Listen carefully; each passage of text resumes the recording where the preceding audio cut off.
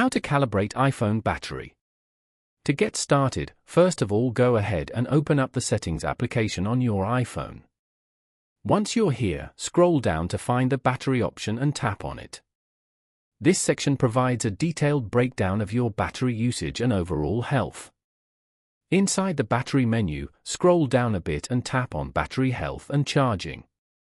On this page, you can monitor your battery's maximum capacity and performance. Next, tap on Charging to access the charge management options. Here, you can adjust the charge limit by moving the slider to your desired percentage, like 100%. You can also manage optimized battery charging by tapping its toggle switch to turn it off. Following these steps, you can easily calibrate the iPhone battery. Thank you for watching. Please leave a like if this tutorial helped you, or leave a comment below if you have any questions related to the video.